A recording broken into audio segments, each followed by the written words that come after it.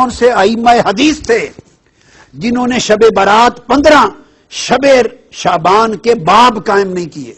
کتنے تعجب کی بات ہے۔ ایسا نہیں ہے کہ ہزاروں لاکھوں حدیث کے ذخیرے میں کوئی ایک آدھ حدیث چھپی پڑی ہے اور کسی کی نگاہ سے نہیں گزری۔ کتب حدیث میں سیاستہ میں ابواب قائم ہیں نصف شعبان کی شب پر، اور ابواب قائم ہوں اور پھر کہا جائے کہ اس کی کوئی تذکرہ نہیں ہے، کوئی وجود نہیں ہے، اس پر تعجب ہوگا۔ اب اس وقت میرے سامنے سنن ابن ماجہ ہے، یہ بھی سیاستہ کی کتاب ہے۔ سنن ابن ماجہ، اس کا باب سن لیجئے، باب ما جاء فی لیلۃ النصف من شعبان، 15ویں شعبان کی رات کے بارے میں بیان۔ یہ امام ابن ماجہ نے روایت کیا، اور یہ روایت کرتے ہیں سیدنا علی ابن ابی طالب رضی اللہ تعالی عنہ سے، اب وہ راوی ہیں۔ سیدنا مولا علی مرتضیٰ روایت کرتے ہیں، قال قال رسول اللہ صلی اللہ علیہ وآلہ وسلم اذا کان لیلۃ النصف من شعبان۔ اب وہاں حضور علیہ السلام کی سنت کا بیان تھا کہ اٹھ کر 15 شعبان کی شب کو عبادت کرنا اور بطور خاص بقیع میں قبرستان میں جا کر مرحومین کی بخشش کے لیے بھی دعا کرنا، اور اپنی بار اللہ کے حضور اپنی التجائیں بھی کرنا، اور آخرت کو بھی یاد کرنا۔ یہ ایک سنت تھی۔ اسی سنت کے تحت اس شب مسلمانوں کی بھاری اکثریت قبرستان جا کے فاتحہ خوانی کرتے اور اپنی آخرت اور موت کو یاد کرتے ہیں۔ یہ آقا علیہ السلام کی سنت ہے۔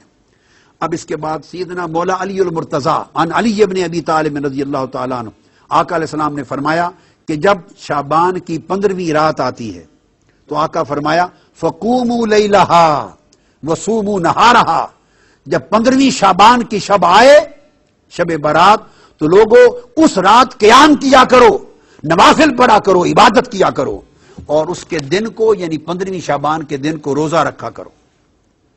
کیوں؟ پھر آقا علیہ السلام نے سبب بیان کیا، فرمایا فإن اللہ ينزل فیہا لغروب الشمس الی سماء الدنیا۔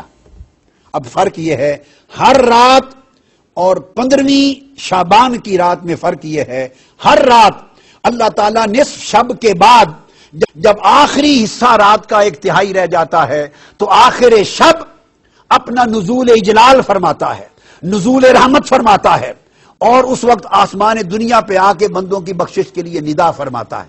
یہ آخر شب ہے۔ اور 15 شعبان کی رات کی خصوصیت یہ ہے، آقا نے فرمایا ینزل فیہا لغروب الشمس الی سماء الدنیا، کہ ادھر سورج غروب ہوتا ہے 14ویں شعبان کا، تو غروب آفتاب کے ساتھ ہی اللہ تعالیٰ آسمان دنیا پر اپنی شان قدرت کے ساتھ نزول اجلال فرماتا ہے، اور طلوع فجر تک اللہ تعالیٰ انسانوں کے قریب آسمان دنیا پر آ کر لوگوں کی بخشش و مغفرت کا سامان فرماتے رہتے ہیں۔ فَيَقُولُ، اور اللہ پاک فرماتا ہے اَلَا مِن مُسْتَغْفِرٍ لِّي فَأَغْفِرَ لَهُ۔